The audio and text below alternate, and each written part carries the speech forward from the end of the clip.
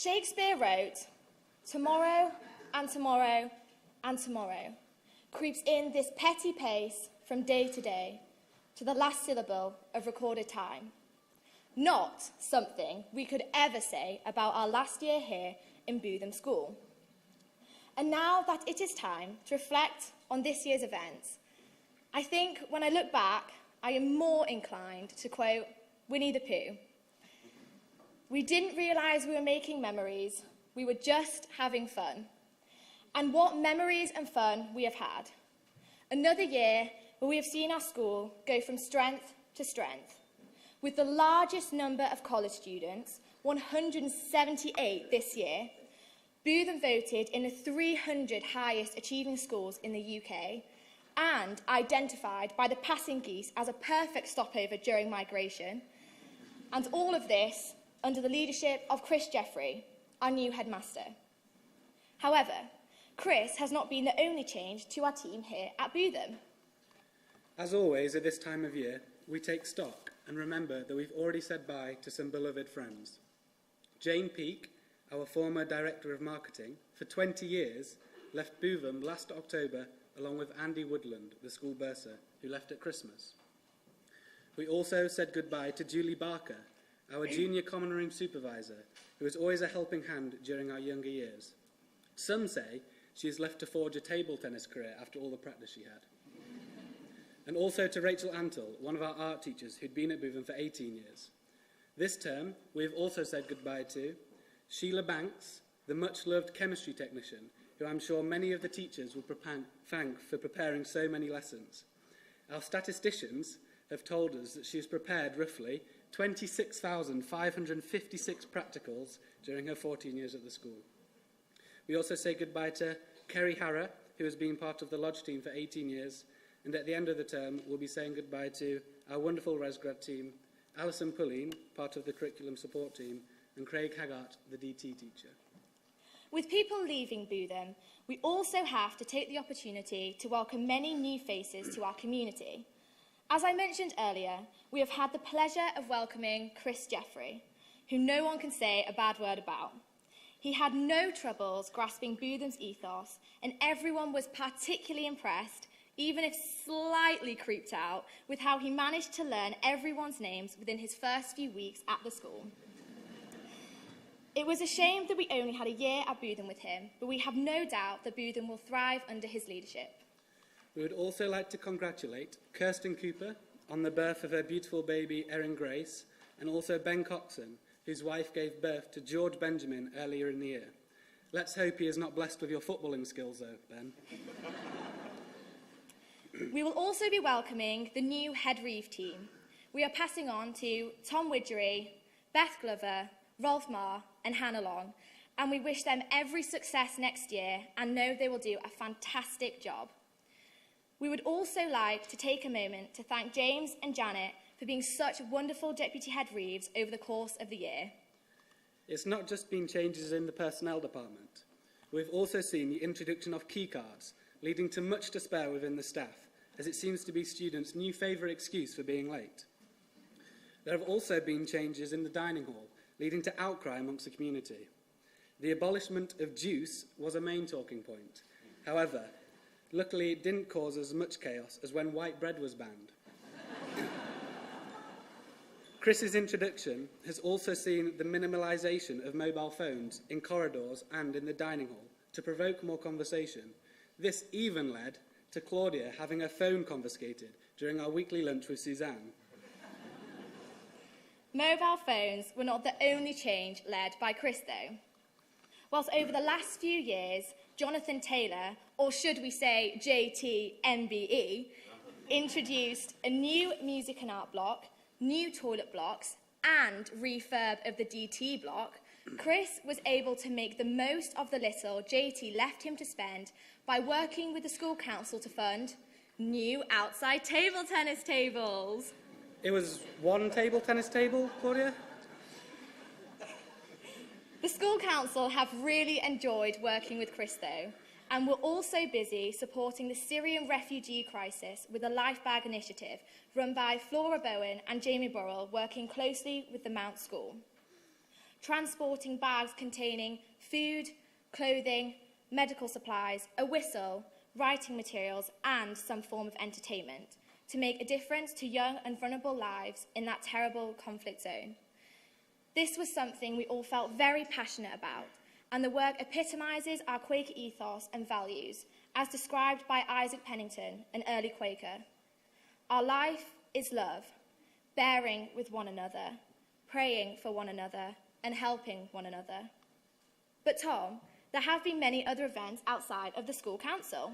Yes, the Amnesty Fashion Show was run again this year, and the school made a whopping £700 for charity, and we also got to see some fantastic designs from fellow students. In February, Bootham played host to A Midsummer Night's Dream, performed by our talented students and produced by our very own drama department. The shows were thoroughly enjoyed by all who attended, and a particular highlight had to be Yorkshire Bottom, played by Jasper McCarthy in Lower Seniors. One person stated, "I have seen a professional performance of this and I did not smile once. This performance, I could not stop laughing. Superb acting, making one of Shakespeare's comedies truly comedic. You did him proud." From the drama department to the music department, and this year has been another terrific year for Paul Fian and all fellow musicians. There have been multiple successful buffet concerts and lunchtime recitals, and who can forget the two fantastic end-of-term concerts? There have also been some outstanding individual achievements in music this year. Congratulations to Glenn Ecclesey, Emily Watson, Alexander Stark, and Wei Qing Ji, all of whom have achieved places in national ensembles. Glenn also played her bassoon with the BBC Proms Youth Ensemble at the Proms earlier this year, and has accepted a place to study at the Royal Academy, where the principal described her as a bassoonist of world-class potential. She has received a full scholarship for the 4 years that she will study there. And from music making to code breaking. In March, we welcomed Tom Briggs of Bletchley Park to school. Tom ran sessions to a number of years about codes and ciphers, as well as the history of Bletchley Park. This included the cracking of the Enigma code. The visit from Bletchley was not the only time we had been close to the world of spies, though, Claudia. We went from the MI5 to the CIA in Washington. Yes, that is right. School trips have been many, varied and exciting. Washington trip involved 10 students, nobly led by Peter Rankin and Mandy Naylor, visiting Sidwell Friends School, another Quaker school who we have had an annual exchange programme with for many years. Again, they looked after us really well. Visits were made to the Vietnam Vets Memorial and the National Air and Space Museums, as well as making an introduction to the famous Charlie the Library Rabbit. But as always, what we really take from these trips is the friendships we build with our fellow students from Sidwell. The group who travelled to Washington summarised their experience by quoting George Fox. "We have walked cheerfully over the world, and at Sidwell School they found friendship and peace." Our global travels also took us to Portugal for a diving trip, and we now have 13 qualified PADI divers who are true enthusiasts now diving, although many have different reasons for enjoying the sport, not just a fascination with diving to see nudibranchs. A nudibranch, Claudia? Yes, soft-bodied marine gastropod mollusks, basically sea slugs. I can only think of one person on that trip who would be fascinated in those. Rob Gardner?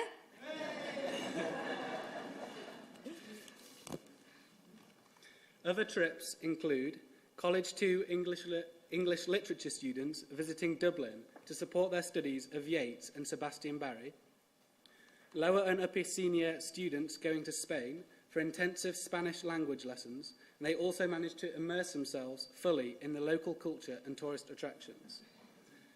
Follow those trips up with our journeys to Madrid and Russia, and it is clear to see we have been doing some serious globetrotting this year.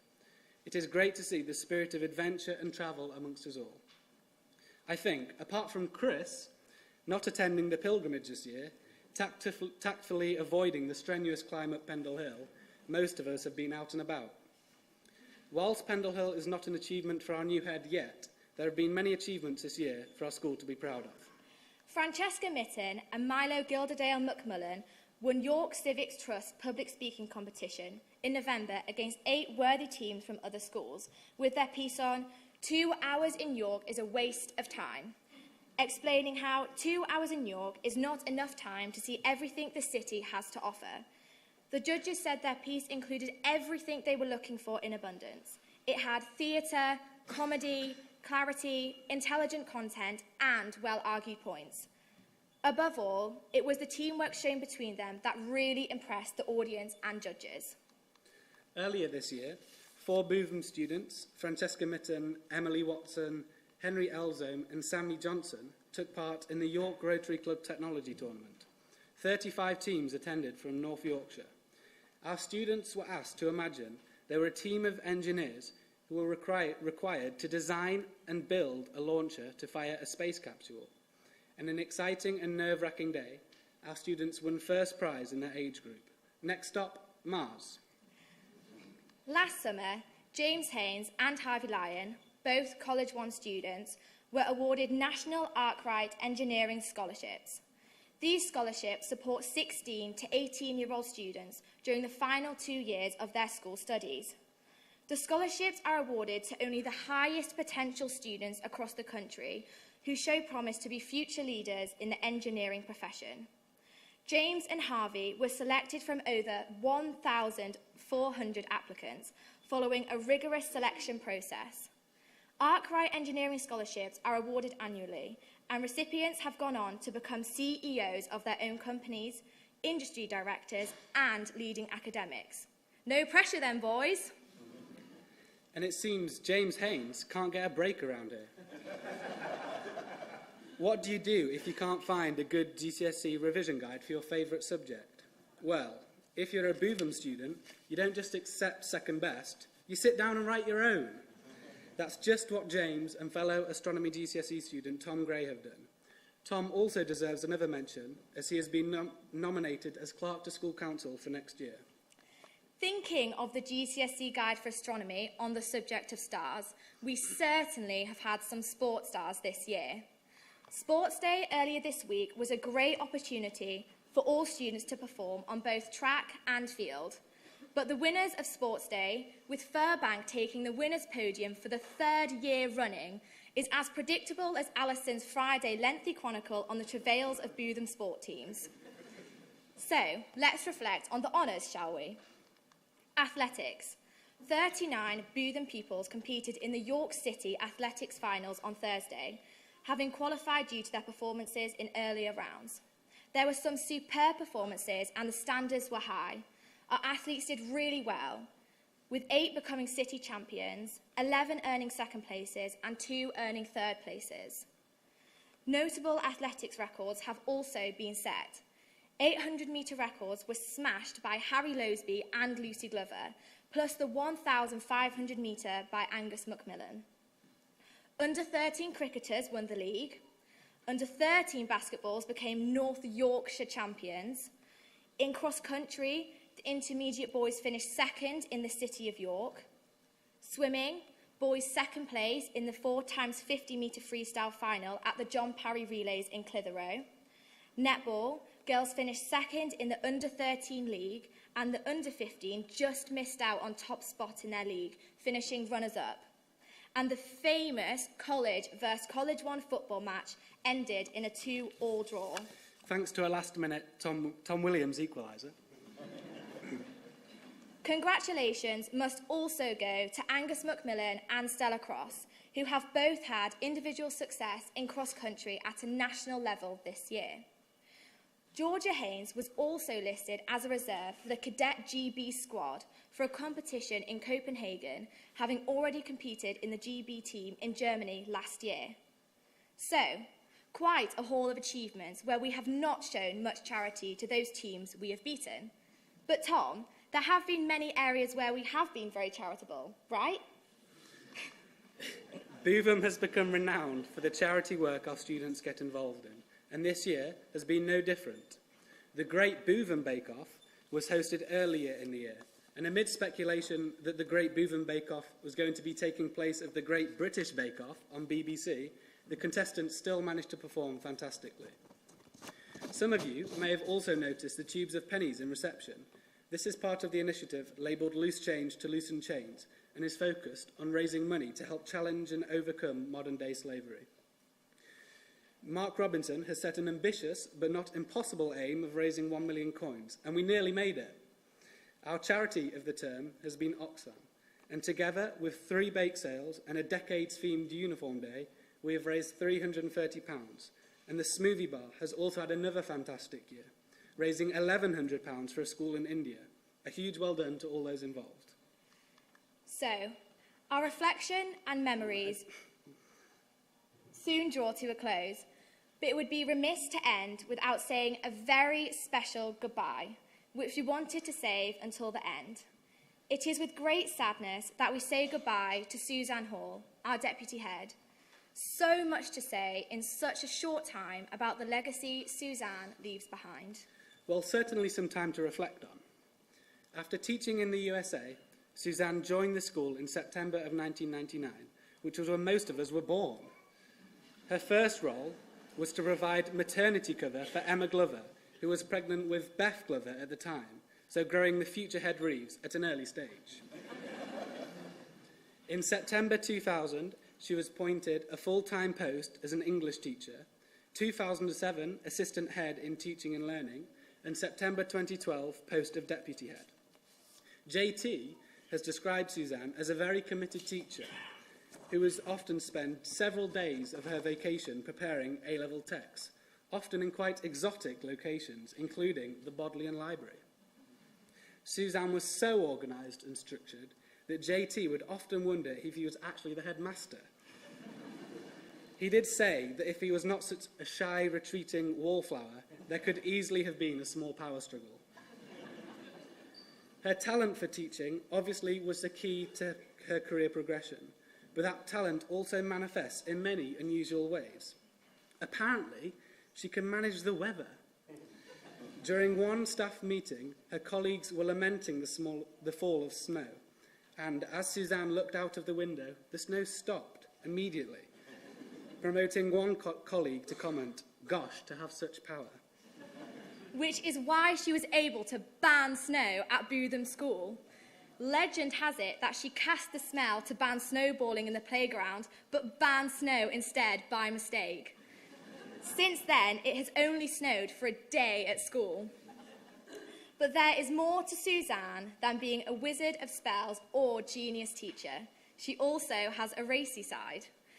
While she may attend refined and proper public performance like opera and symphony performances, she is not shy to audience participation at Strictly Come Dancing. Her infatuation with Pasha meant she was unable to contain herself during the months leading up to the show at the Grand Theatre. But now it is time to say goodbye to Suzanne and our other friends mentioned by Tom earlier. For us also, it is time to say goodbye to Bootham, and I am sure we feel the same sadness and warmth as Suzanne and others at this time. But as I said at the start, none of us realised we were making memories. We were just having fun. But we did make memories, and those are the things we never need to say goodbye to. So reflect and smile, and remember like Pooh Bear. And if we may quote him again, although we adapt his words a little, but I'm sure he will not mind. How lucky are we all to have something that makes so special, that makes saying goodbye so hard. Thank you, Bootham School.